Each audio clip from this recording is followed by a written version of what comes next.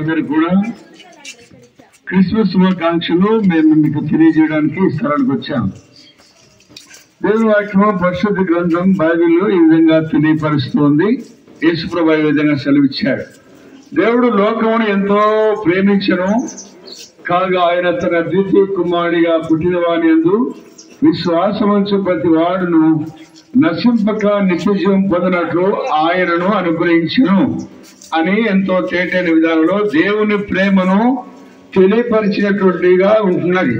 వీళ్ళ దేవుడు లోకాన్ని ఎందుకు ప్రేమించాడు అని అంటే, దేవుడు మానవులను సృజించాడు కాబట్టి, ఆయన చేతి పని అయినటువంటి వారము, ఆయన చేతి ద్వారా చేయబడినటువంటి వారము, ఆయన ఆత్మను మనలో ఊదినటువంటి వాడు కనుకనే మనము జీవాత్మగా చేయబడినటువంటి వారు. అయితే దేవుడు తనను ప్రేమించి సృజించినటువంటి మానవుడు దేవుని ఆజ్ఞకు లోబడకుడుగా పాపము చేసినటువంటి వాడినోడు, ఆజ్ఞ అతిక్రమించినటువంటి వాడిగా చూస్తున్నాం.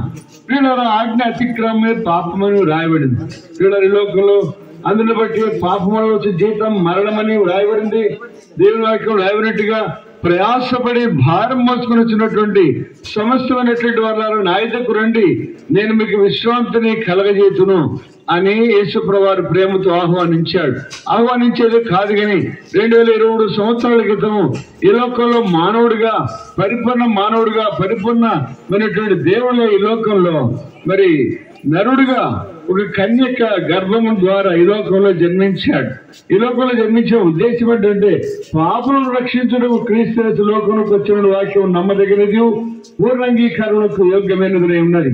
ప్రియ స్నేహితులారా, ఈ లోకంలో ఎంతో కాలం మనం జీవించము, కానీ కొంతకాలం మట్టికి మనం జీవిస్తాం. ఆ తర్వాత ఈ లోకాన్ని విడిచిపెట్టవలసినటువంటి వారమే. ఈ లోకాన్ని విడిచిన తర్వాత మనం ఎక్కడికి వెళ్తామో ఈ లోకంలో ఉన్నప్పుడే తెలుసుకునే వారంగా ఉండాలి. లోకం విడిచిన తర్వాత మనుషులు ఒక్కసారి మృతి పొందడానికి రాయబడింది. ఆ తర్వాత తీర్పు జరుగును. లోకం అంతటి కూడా తీర్పు జరుగుతుంది. ఎందుకంటే ఏ భేదం లేకుండా అందరూ పాపం చేసినటువంటి వారి దేవుడు అనుగ్రహించే మహిమకు దూరమైపోయినారు.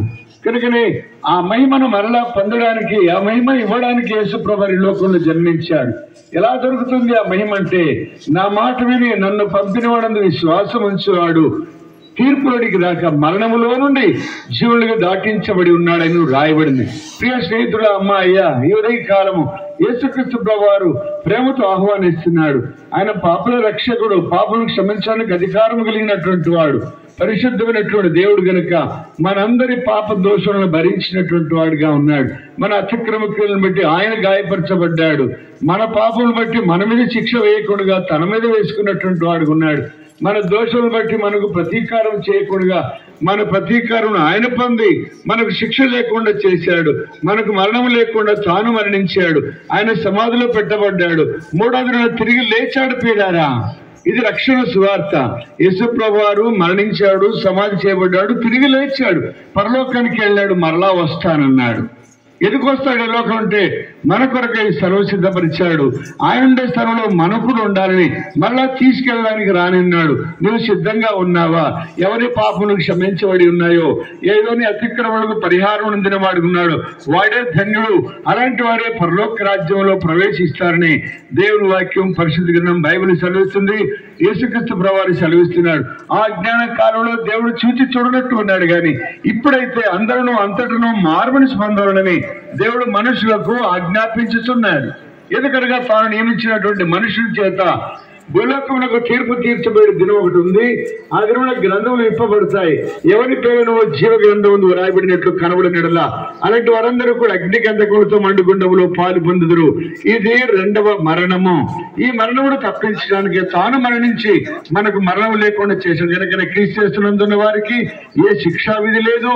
కానీ ఉదయ కాలం యేసుప్రభు నమ్మండి. యేసుప్రభు ఇంగ్లీష్ వాళ్ళ దేవుడు కాదు, లేదా పలాని కులానికి మతానికి దేవుడు కాదు. లోకరక్షకుడు, పాపుల రక్షకుడు, పరమదేవుడు, మరణం జయించి తిరిగి లేచిన వాడు, సమాధానం ఇచ్చేవాడు, క్షమాపణ ఇచ్చేవాడు. ఈ ఉదయ కాలం ఆ ప్రేమమైనటువంటి ఆ ప్రభు అయినటువంటి యేసుక్రీస్తు యొక్క ప్రేమను మీరు తెలుసుకుని, ఆ ప్రేమను బట్టి మీరు కూడా రక్షణ పొందితే, మారుమనసు పొందితే పరలోక రాజ్యం అయ్యా. ఈ లోకం శాశ్వతం కాదు. మోసపోకుడి. దేవుడు వెక్కిరించబడు. మనిషికి ఏ పంట విత్తునో ఆ పంటని మనుషులు కోస్తాడు ఒక దినమున. పాపాన్ని బట్టి వచ్చేటువంటి ఫలితం నిత్య నాశనం నుండి తప్పించిన కొరకు యేసు ప్రభువు ఈ లోకంలో జన్మించాడు కనుక ప్రభు యేసునందు విశ్వాసం ఉంచము, ఆయన అంగీకరించము, అప్పుడు నీవు నీ ఇంట్లో వాళ్ళు గొప్ప రక్షణ పొందుతారు. కనుక నీకు పాప క్షమాపణ, నీకు పరిశుద్ధత కావాలంటే యేసు ప్రభువే, యేసు రక్తం ప్రతి పాపం నుండి కడిగి మనల్ని పవిత్రంగా చేస్తుంది. మన పాపను మనం ఒప్పుకున్నట్లయితే ఆయన నమ్మదగిన వాడు, నీతిమంతుడు కనుక మన పాపను క్షమించి సమస్త దుర్నీతి నుండి మనల్ని పవిత్రంగా చేస్తుంది. మనల్ని పవిత్రపరిచేది, పరిశుద్ధపరిచేది ఈ లోకంలో ఏది లేదు. ఏ ఔషధము మన పాపాన్ని కడగలేదు. రోగాలు పోతాయి, మనకు మరి వస్త్రాలు కలిగిన మట్టి పోతుంది, గోడలకు కలిగిన మట్టి పోతుంది, ఇక మరి వాహనాలకు వెళ్ళినటువంటి మట్టి కడిగేస్తాం, కానీ మన హృదయంలో ఉన్నటువంటి మల్లం కడుక్కోలేము. దానికి ఔషధం ఒకటే, యేసు రక్తం. ఆ రక్తమే నీ ప్రతి పాపనకు పరిహారం కలిగించేది. ఏదే కాల సమయంలో ఒకసారి ఆలోచించు. పాప పరిహారం కొరకై పాపల రక్షకుడు యేసుక్రీస్తు ప్రభువు లోకంలో 2023 సంవత్సరాల క్రితం జన్మించాడు, మరణించాడు, సమాధి చేయబడి తిరిగి లేచాడు. ఆయన విశ్వాసం ఉంచు, అప్పుడు నీకు పాప క్షమాపణ, నీకు పరిశుద్ధత ఈ ఉదయకాలం ఇవ్వడానికి ఇష్టపడుతున్నాడు. మరి నువ్వు మరి అధికంగా తెలుసుకోవాలంటే సమీపంలో మరి బేతేల్ ప్రార్థన మందిరం ఉంది. అక్కడికి నువ్వు ఎప్పుడైనా వచ్చినట్టయితే మీతో పర్సనల్ గా మాట్లాడతారు, ప్రభు గురించి తెలియజేస్తారు. మీరు పర్సనల్ గా తెలుసుకోవాలని కోరుకుంటే మా ప్రియులు కొంతమంది పత్రికలు ఇస్తున్నారు, అవి తీసుకొని చదవండి. ఇంకా ఎక్కువ తెలుసుకోవాలంటే పరిశుద్ధ గ్రంథం బైబిల్ చదవండి. ఆ బైబిల్లో సృష్టి ఆరంభం ఉంది, సృష్టి ఎలా ముగుస్తుందో కూడా రాయబడిన గ్రంథం అది. దాన్ని చదివి సత్యాన్ని గ్రహించాలని ప్రభు యేసుక్రీస్తు నామమున మీకు తెలియజేస్తున్న విధంగా దేవుడు మీకు సహాయం చేయనుగాక. మీకు పరలోకమందున్న మా తండ్రి, దయగల మా దేవ, మీ యొక్క ఘనమైన వాక్యంని మీరు నీరు కట్టి ఫలింపజేయండి. ప్రభా, నీ వాక్యం విన్న వారి హృదయంలో మీ కార్యం జరిగించి నీ వైపు త్రిప్పుకోమని, ముందుకు సాగడానికి నీ కృపసాయం దయచేయమని యేసయ్య అతి శ్రేష్టమైన నామమున స్తుతించి ప్రార్థించి వేడుకున్నాం తండ్రి, ఆమేన్. బోలో జిందా ఖుదావనేస్ మసీకే, రాజుల రాజనేశ్వరు వారికే హల్లెలూయా. పాట సంఖ్య 42. యేసు నామమున సందేశాన్ని మీకు అందించనున్నాం.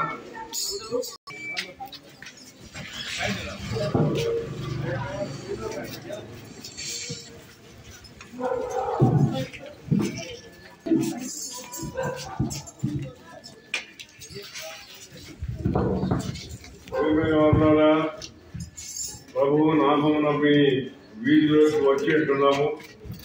రక్షణ సువార్తను తెలియజెప్పడానికి, పరలోక రాజ్యంలో చేరడానికి అనుకూలమైన సమయం ఇదే.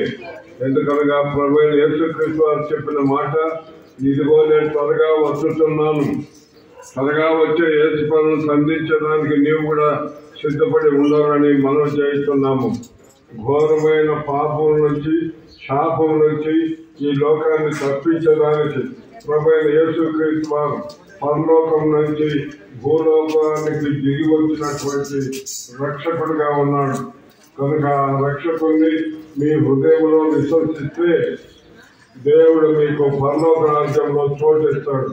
ఒకవేళ నువ్వు ఖచ్చితంగా ఉండి నీ హృదయాన్ని దేవునికి ఇయ్యకుండా సాతానుకు అప్పగిస్తే, సాతానుకు, వారి దూతలకు, వారిని నమ్ముకున్న వారికి కూడా పరలోక రాజ్యం కాదు, కానీ నరకంలో నరక శిక్ష అనుభవించడానికి దేవుడు సిద్ధపరిచినాడు. కనుక ఈ సిద్ధపాటును నువ్వు కూడా గ్రహించి ప్రభువైన యేసుక్రీస్తునందు విశ్వాసవంతము. ఇదే తగిన సమయం. ఈ సమయం మించితే మరి తిరిగి దొరకదు. ఈనాడు మీ వీధుల్లో ప్రకటించే భాగ్యం మాకు కూడా అనుగ్రహించినందుకు దేవునికి వందనాలు. కనుక మీరు కూడా అంగీకరించి ప్రభువైన యేసునందు విశ్వాసం ఉంచండి.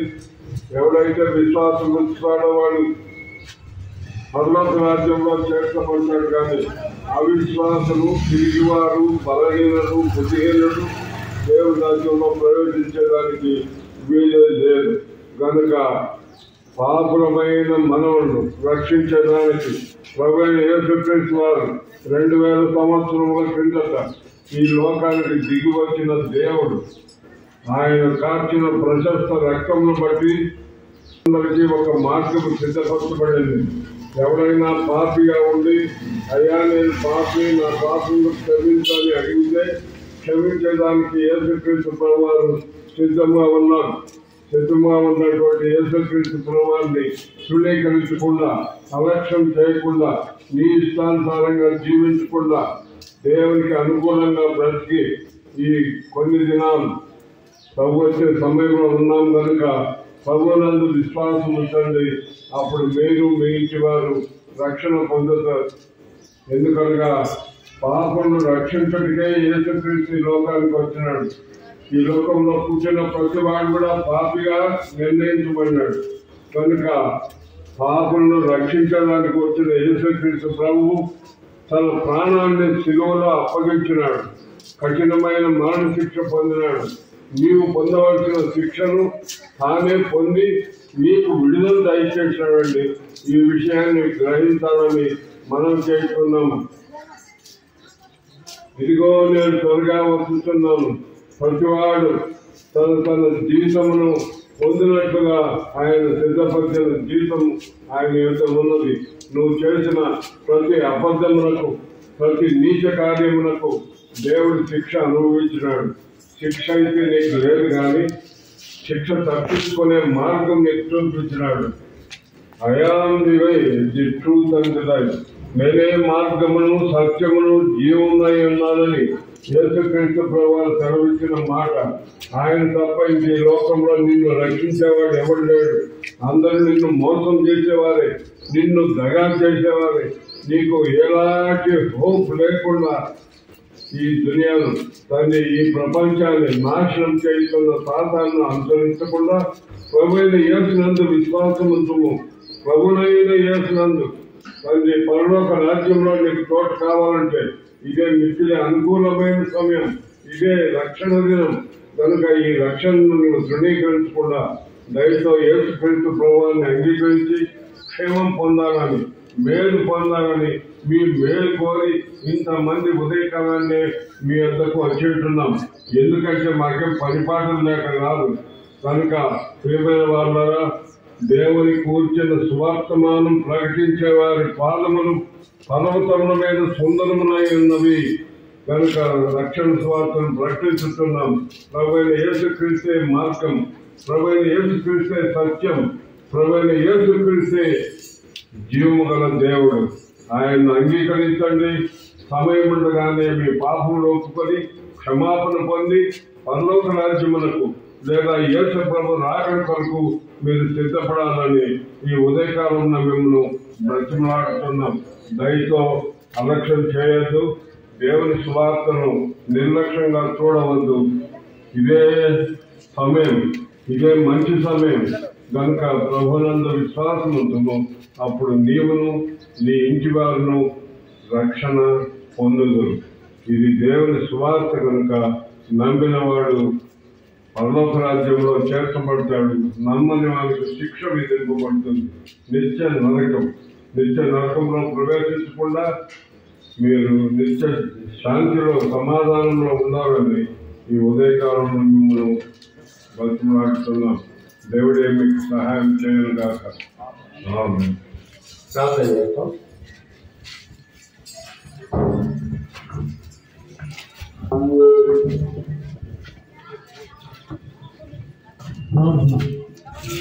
మహాప్రేమాదయ కంటిము దిగ శాంతము ఇస్తారమైన కృపా సత్య సంపూర్ణ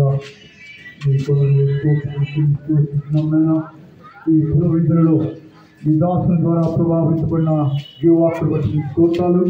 నిన్న వాళ్ళు ఉదయంలో తండ్రి వారిని భరింపజేసి రక్షణ ఆనందం పొందినట్లుగా, ప్రభా నిత్య జీవం పొందినట్లుగా వారిని ఈ రాకలు కొత్త సిద్ధపరిచి మైక్ పొందుకొని ఏ పరిశుద్ధ నామములో గురించి ప్రార్థించి అడిగి వేడుకుంటున్నాము తండ్రి.